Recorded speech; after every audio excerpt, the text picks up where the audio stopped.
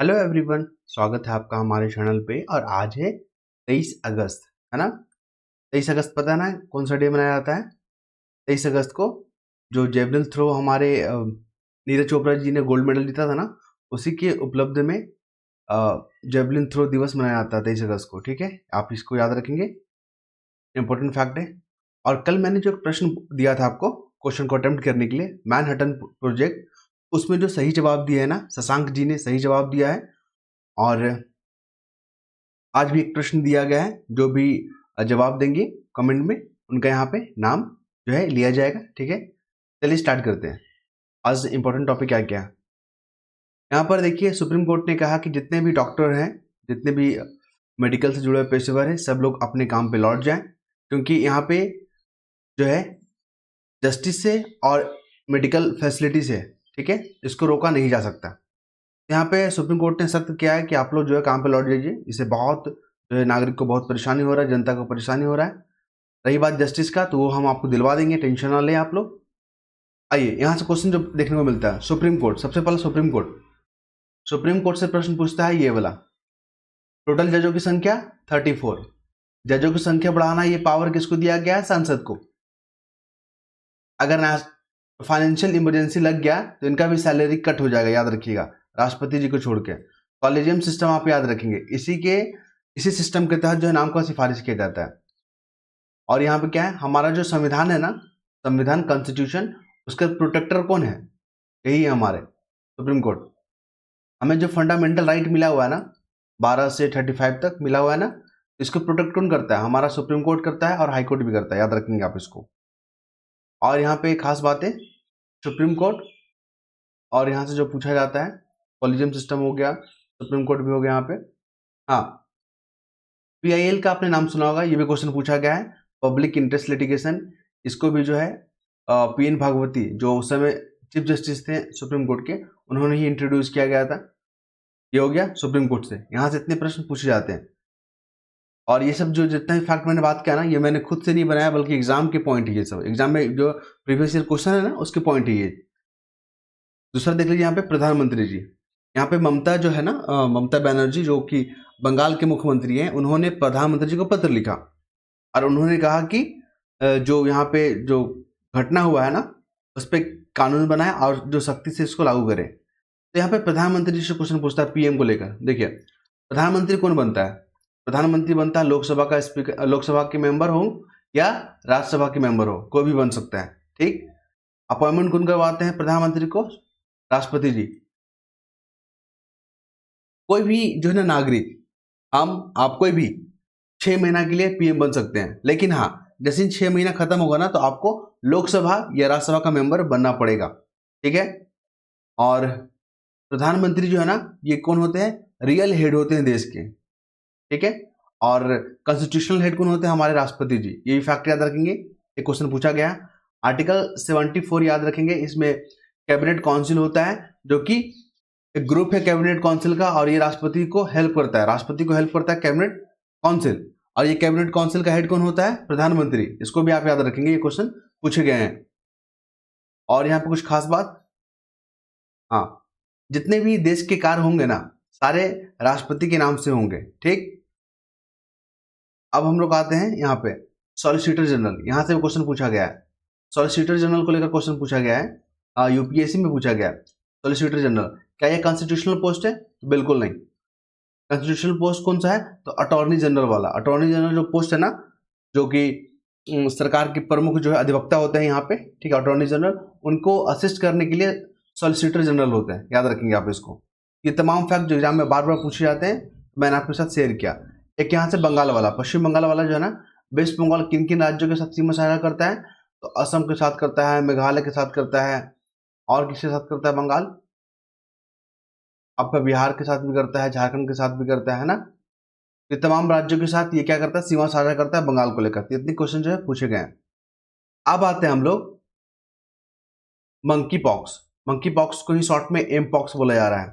ठीक, ये हो गया। मंकी पॉक्स जो है ना, ये किस कारण से होता है? जीवाणु से होता है, मतलब बैक्टीरिया से होता है या वायरस होता है? ये क्वेश्चन पूछेगा आपसे, तो वायरस से होता है, इसको आप याद रखेंगे। ठीक है, वायरस से होता है।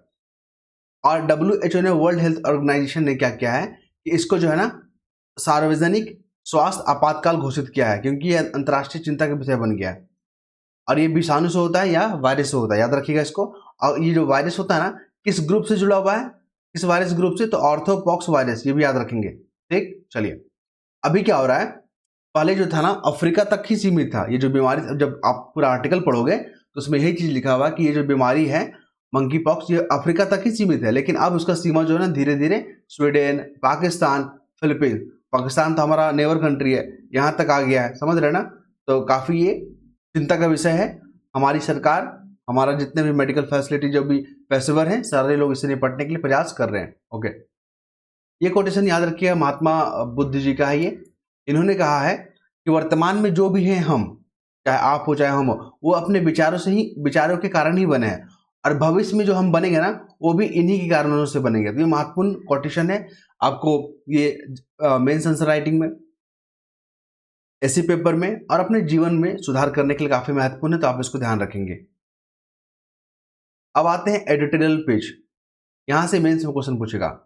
अब जो है ना साइबर जो ठग करते हैं ना, साइबर जो अपराधी होते हैं, अब लोगों को कैसे फंसा रहे हैं, अब देखिए यहाँ पे बहुत मजा आने वाला है। एक शब्द सुनिए, डिजिटल अरेस्ट।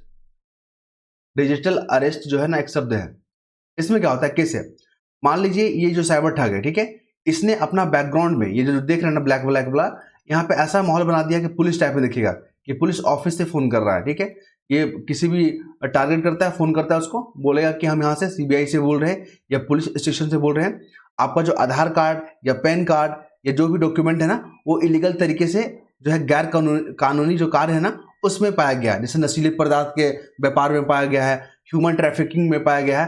तो इस तरह से फोन करेगा वो विक्टिम को, जो इसके भुक्तभोगी हो जाते हैं, और उसको डराएगा कि अगर आपने पैसा नहीं दिया, ठीक है, अगर आपने जमानत राशि नहीं दिया, तो ये जो वीडियो हो रहा है ना, ये क्या करता है, फिर आपको वीडियो कॉल करेगा। ठीक है, जो भी जो विक्टिम होता है ना उसको वीडियो कॉल करेगा, और वीडियो कॉल को रिकॉर्डिंग करते रहता है, और उसमें ये बताता है कि हम इस थाने से बोल रहे हैं या हम इस पुलिस ऑफिसर बोल रहे हैं। ठीक है, और ऐसा माहौल यहाँ पे बना देता है, ऐसा यहाँ पे बना देता है, ऐसा लगता है कि हाँ सच में ये पुलिस ऑफिस से ही कॉल आया हुआ है, और वो फोन करेगा और आपको बोलेगा कि आपका जो डॉक्यूमेंट है ना इन इलीगल कार्यों में हुआ है, चाहे ह्यूमन ट्रैफिकिंग बता देगा, नशीले पदार्थों का व्यापार बता देगा, हथियारों का ट्रांजैक्शन में आपको बता देगा। ठीक है, लोग डर ही जाएंगे ना, चाहे हम हो चाहे आप हो, ठीक है, डर जाएंगे, लेकिन डरना नहीं है। तो इसी का ये लोग फायदा उठाते हैं, फोन करते हैं और आपको बता देंगे, बोलेंगे कि आपको 5 लाख रुपए देना है, 10 लाख रुपए देना है, तब जाके हम आपको यहाँ पे आपको बचा पाएंगे। ठीक है, तो लोग डर जाते हैं कि मेरा नाम ना खराब हो जाए। ठीक है, तो लोग, अभी आपने केस देखा होगा, लोग अपना एफडी तोड़वा के इसको पेमेंट कर दिए। ठीक है, और ये क्या करता है, ये जो साइबर ठग होता है ना, वो उसको फोन करके वीडियो पे ही बोलता है कि आप बने रहिए, आप हिलिएगा नहीं। तो ऐसा ऐसा केस में 2-3 दिन तक उसको डिजिटली अरेस्ट करके रखा हुआ है। तो ऐसे ऐसे वाक्य आपको देखने को मिलेगा। ठीक है, डिजिटल अरेस्ट। तो हम लोग अलर्ट रहना है। और जो साइबर जितने भी ठग होता है ना, जितने भी साइबर जो अटैक होता है ना, याद रखिएगा वो पढ़े लिखी लोगों के साथ ही होता है। इसलिए पढ़े लिखे बस किताबी नॉलेज को नहीं रखना है, साथ में प्रैक्टिकल भी होना है। कोई भी पुलिस अधिकारी आपको फोन पे कॉल करके नहीं बोल धमकी देगा या आपको डराने का कोशिश करेगा, या कोई बैंक आपको कभी भी फोन करके आसानी परेशान करेगा। हाँ, फोन कौन करता है, ये कॉलेज वाले फोन करते हैं, एडमिशन लेने के लिए पूछेगा आपसे। ठीक है, तो बिल्कुल इस तरह का फोन आता ना, या तो आप इसको इग्नोर कीजिए या इसको ब्लॉक कर दीजिए। अगर आपको लगता है कि इसका रिपोर्ट करना चाहिए तो पुलिस में आप रिपोर्ट कर सकते हैं, या 1930 ये नंबर है, टोल फ्री नंबर है, आप इसको कॉल करेंगे, शिकायत दर्ज करेंगे, साइबर से अगर जुड़ा हुआ है तो। ठीक है, मेंस में और आपकी जागरूक होने के लिए काफी महत्वपूर्ण है। अब आते हैं हम लोग यहाँ पे वक्फ संशोधन, बहुत अभी न्यूज में चल रहा था ना, तो यहाँ पे ज्वाइंट पार्लियामेंट्री कमेटी बना है, जेपीसी। चलिए जेपीसी के बारे में थोड़ा सा देख लेते हैं। ये एडहॉक नेचर का होता है। एडहॉक नेचर का मतलब होता है बस वक्फ संशोधन पे बना हुआ है, इस पे विचार विमर्श करेगा, जो भी कंक्लूजन निकालेगा, फिर उसके बाद जेपीसी को खत्म कर देगा। आपको बता दें जेपीसी के जो हेड है ना, अभी इसको बनाया गया है जगदम्बिका पाल को, ये बीजेपी के लीडर हैं, जगदम्बिका पाल को बनाया गया है। अभी 31 मेंबर हैं, और ये जो अध्यक्ष है इसको अपॉइंट कौन करता है, लोकसभा स्पीकर करता है। बस इतना ध्यान रखिएगा। अब आते हैं हम लोग 400 ऑब्जर्वर मतलब पर्यवेक्षक रहेंगे, और जम्मू कश्मीर हरियाणा में जो भी चुनाव होना है ना उसका क्या करेंगे, नजर रखेंगे उस पर। तो हमारे यहाँ पे क्वेश्चन जो पूछा जाएगा ना, देख लिए, मुख्य चुनाव आयुक्त, आपको बता दें इलेक्शन कमीशन में भी एक है चीफ इलेक्शन कमीशन है, कमिश्नर, और 2 अन्य मेंबर है ना, मेंबर 1 एंड मेंबर 2। तो ये जो तीनों जो मेंबर है ना, इसको अपॉइंट कौन करता है, राष्ट्रपति जी, याद रखेंगे। एक पैनल बनाया जाता है प्रधानमंत्री की अध्यक्षता में, और ये पैनल सुझाव करती है कि कौन बनेंगे चीफ जस्टिस ऑफ माफ कीजिएगा चीफ इलेक्शन कमिश्नर और इलेक्शन कमिश्नर। ठीक है, ये हो गया। साथ ही इलेक्शन कमीशन आ जाइए। इलेक्शन कमीशन से प्रश्न पूछे जाते हैं। आर्टिकल 324 इलेक्शन कमीशन क्या कॉन्स्टिट्यूशनल बॉडी है? बिल्कुल है, कॉन्स्टिट्यूशनल बॉडी है। ठीक है, पहले जो है ना 1989 तक, मुझे लगता है कि यही डेट सही होगा, पहले एक मेंबर हुआ करता था इलेक्शन कमीशन में, लेकिन इसके बाद जो है 2 मेंबर बढ़ा दिए गए हैं। और कुछ खास यहाँ पे, हाँ, मतदाता को लेकर जो वोटर होता है ना, आपको बता दें 61 कॉन्स्टिट्यूशन अमेंडमेंट एक्ट आपने पढ़ा होगा, ये क्वेश्चन पूछे गए। 61 अमेंडमेंट एक्ट के तहत जो हम लोग पहले 21 वर्ष होता था ना, तब हम लोग वोट करते थे, अब ये 18 वर्ष में ही वोट करने का अधिकार जो है ना, इसी कॉन्स्टिट्यूशन अमेंडमेंट के तहत आया गया था। और जितना भी फैक्ट हम बात कर रहे हैं ना, ये हमारे द्वारा नहीं बनाए गए, बल्कि प्रीवियस क्वेश्चन के पॉइंट ही है। अगर यकीन नहीं होता है तो बीपीएससी का क्वेश्चन उठा कर देख लीजिए, यूपीपीसीएस का और यूपीएससी का क्वेश्चन देख लीजिए, यही से मिलेगा आपको। फिर आ जाए यहाँ पे फास्टैग। आपने कार वगैरह चलाते होंगे तो आपको पता चलेगा फास्टैग, एनसीएमसी और अपने पैसा होने की मंजूरी। कुल मिलाकर यहाँ पे आरबीआई को लेकर यहाँ पे बात किया जा रहा है। आरबीआई से प्रश्न पूछा गया है। आरबीआई को पावर क्या संविधान से मिलता है? अब बताइए। बिल्कुल नहीं, इसके लिए बना हुआ है आरबीआई एक्ट 1934। ये क्वेश्चन भी पूछा गया है ना, इसलिए तो न्यूज़पेपर को हम लोग यहाँ पे इतना इंपॉर्टेंस देते हैं कि कोई भी एग्जाम में 40-50 क्वेश्चन जो है ना आपको देखने को मिलेगा यहाँ पे। ओके, और ये जो पीडीएफ आप देख रहे हैं ना, इसको हम अपने टेलीग्राम चैनल पे सेंड कर देंगे। फिर आप सोच रहे होंगे कि मुझे जोड़ना कैसे है, तो लिंक अवेलेबल रहेगा कमेंट बॉक्स में। आपको कमेंट बॉक्स पे जाना है, वहाँ पे लिंक जो है पिन किया होता है, आपको उस पर क्लिक करना है, रिक्वेस्ट हमारे पास आ जाएगा, फिर हम आपको वहाँ पे अप्रूव कर देंगे। ठीक है, तो आप जुड़ जाइएगा उससे। और ये जो पीडीएफ है आपको यहाँ पर देखने को मिलेगा। इस पीडीएफ का खास बात यह है कि जितने भी अननेसेसरी न्यूज़ है ना, उसको यहाँ पर हटा दिया गया है। जो एग्जाम से जुड़ा हुआ है, जो एग्जाम में पूछे गए हैं, वही यहाँ पे कवर किया गया है। ठीक है, तो लोग जुड़ रहे हैं धीरे धीरे, लोग विश्वास जता रहे हैं इस चैनल पे। अब तो आप लोग भी जुड़ सकते हैं जो भी इंटरेस्टेड है। चलिए अब आते हैं हम लोग यहाँ पे। चलिए, बीपीएससी में क्वेश्चन कैसे पूछा गया है। पिछले बार क्वेश्चन पूछा गया था डॉलर, ये हो गया युआन, यूरो और पाउंड, ये 4 करेंसी दे दिया गया था और बोला था सबसे मजबूत करेंसी कौन है। तो आपको पता ना, पाउंड 105 रुपये के आसपास चल रहा है, यूरो जो है 90 रुपीज के आसपास चल रहा है, युआन जो है 12 रुपये के आसपास चल रहा है, डॉलर जो है 84 के आसपास चल रहा है। यही क्वेश्चन बीपीएससी में पूछा गया था। ठीक है, इसलिए मैंने यहाँ पे इस क्वेश्चन को कवर किया है, क्योंकि डॉलर जो है ना, बहुत लोग सिर्फ डॉलर ही, रुपया का जो है ना, रुपये का मुकाबला या तुलना जो है ना डॉलर में ही करते हैं, लेकिन नहीं, आपको पाउंड भी करके जाना है, यूरो, युआन और डॉलर। ठीक है, येन भी होता है। जो जो करेंसी न्यूज में रहते हैं ना, सारे का आप रुपये से कन्वर्ट करके देख लीजिएगा, क्योंकि क्वेश्चन पिछले बार पूछा गया ना, रिपीट भी करेगा। ये हो गया। दूसरा देख लीजिए, एक तरफ क्या करता है ना, कंट्री का नाम दे देगा, और दूसरी तरफ उसका जो स्टॉक एक्सचेंज होता है ना, वो दे देगा। जैसे अपना भारत में कौन सा है, बीएससी है, बॉम्बे स्टॉक एक्सचेंज हो गया, एनएससी हो गया, नेशनल स्टॉक एक्सचेंज हो गया। उसी प्रकार दक्षिण कोरिया, साउथ कोरिया का क्या है, कॉस्पी है, कॉस्पी। और हांगकांग का क्या है, हैंगसेंग। ये देखिए यहाँ पर लिखा हुआ है हैंगसेंग। ठीक है, हैंगसेंग, ये सब मैचिंग करने के फॉर्म में देगा। चाइना का क्या है, संघाई कंपोजिट। और जापान का क्या है, निक्की। तो आप इसको ध्यान रखिए, ये क्वेश्चन पूछे गए हैं और आगे भी पूछा जाएगा। अब आते हैं हम लोग पीएम गति शक्ति योजना। पीएम गति शक्ति के तहत जो है ना, जितना भी ट्रांसपोर्टेशन है, जो यातायात है, उसको मजबूत किया जा रहा है। जैसे कि आप देख रहे हैं यहाँ पे, रेल नेटवर्क हो गया, सड़क हो गया, नागर हो गया, ठीक है, पोत हो गया, पतन हो गया, जलमार्ग, इन तमाम जो बुनियादी जो सेक्टर है ना, उसको यहाँ पे मजबूत किया जा रहा है। अब आइए यहाँ पे अमेरिका को लेकर यहाँ पे न्यूज है। टिम वाल्ज कौन है, तो डेमोक्रेटिक पार्टी के जो है ना, डेमोक्रेटिक जो पार्टी है, वहां पर 2 उम्मीदवार है। एक तो राष्ट्रपति के लिए जो कि कमला हैरिस है, और जो उपराष्ट्रपति के लिए ना, वो कौन है, टिम वॉल्ज। नाम याद रखिएगा, पूछेगा। पहला ये हो गया। पता है ना, अभी जो डोनाल्ड ट्रंप जो है पूर्व राष्ट्रपति रह चुके हैं अमेरिका के, इन पे हमला हुआ था। कौन सा जगह हुआ था ना, वो जगह याद रखिएगा। वही क्वेश्चन इस पर पूछ रहा है आपसे, 100% लिख लीजिए, ये क्वेश्चन आ रहा है आपसे। पेंसिल्वेनिया, ये वही जगह है जहां पे क्या हुआ है, हमला हुआ था डोनाल्ड ट्रंप पे, और उनके कान में ये जो ना गोली लगा था। और बहुत न्यूज यहाँ पे बटोरा गया था, क्योंकि इंटरनेशनल मीडिया में ये आया था कि बताइए वहाँ के जो पूर्व राष्ट्रपति वो सुरक्षित नहीं है, और सीक्रेट सर्विस जो एजेंसी है जो कि इस सुरक्षा की जिम्मेदारी ली थी, उससे बहुत सारे प्रश्न उठाए गए थे। इसको ध्यान रखिएगा, पेंसिल्वेनिया।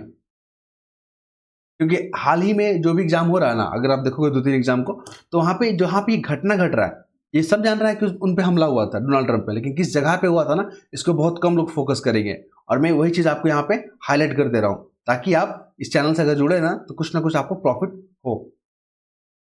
फिर आ जाइए यहाँ पे, देखेंगे यहाँ पे तो हुती विद्रोही बहुत न्यूज़ में चल रहे हैं, साल भर से इसको कवर कर रहे हैं। ये यमन में एक्टिव है। ये क्या करता है, लाल सागर में जो भी जहाज वगैरह पार होना, चाहे यूरोपीय यूनियन को हो चाहे अमेरिका को, उस पर हमला कर रहा है। और हुती को सपोर्ट कौन करता है? ईरान करता है। ये है रशिया के राष्ट्रपति, क्या नाम है इनका? हुती, है ना। तो रशिया का जो जगह है ना, आप उसको याद रखिएगा, कौन कौन सी जगह है, जो जो जगह न्यूज में आता है। बेल्गो रोड, बोलेगा कि बेल्गो रोड है ना, ये किस देश में है या किस देश से जुड़ा हुआ है? रशिया से जुड़ा हुआ है। दूसरा देख लीजिए यहाँ पे, कुशर्क, किस क्षेत्र से जुड़ा हुआ है? तो रूस से जुड़ा हुआ है। फिर एक और है ब्रांस्क, ब्रांस्क ऐसे ही पूछेगा आपसे, ये किस से जुड़ा हुआ है? तो ये आपका रूस से जुड़ा हुआ है। आप यूपीपीसीएस का क्वेश्चन देखेंगे ना आप 2023 का, तो वहां पे यूक्रेन को लेकर जो भी न्यूज में रहा था जगह, उसका जगह को पूछ लिया था। अब आ जाइए, पद्म पुरस्कार अभी अनाउंस होगा 2025 में। कब होगा? रिपब्लिक डे पे होगा ना। ये सारे जितना भी मैनेजमेंट होता है, जितना भी पद्म अवार्ड दिया जाता है, वो गृह मंत्रालय के तहत आता है। गृह मंत्रालय याद रखिएगा, ये मंत्रालय पूछेगा आपसे, ठीक है। और सर्वोच्च नागरिक सम्मान होता है, ये तो ठीक है। अब देखे होंगे 15 अगस्त को जितना भी ऑर्गेनाइजेशन होता है, और मतलब जितना भी वहाँ प्रोग्राम होता है नई दिल्ली में लाल किला के पास, उसका मैनेजमेंट कौन करता है? रक्षा मंत्रालय। इसको याद रखिएगा, कन्फ्यूजन नहीं करना आपको, यही क्वेश्चन पूछता है, ठीक। अभी देखेंगे ये हमारे भगवान है श्री हनुमान, हनुमान जी हैं, ठीक है। और इनका सबसे जो है ना मूर्ति बनाया गया है उजा, टेक्सास में। ये क्वेश्चन आ रहा है बीपीएससी में, लिख लीजिए, ये वाला नोट कर लीजिए, टेक्सास में, ठीक है। तो अमेरिका में जो पहला जो सबसे बड़ा मूर्ति है ना, न्यूयॉर्क में है। वो मूर्ति कौन सा है?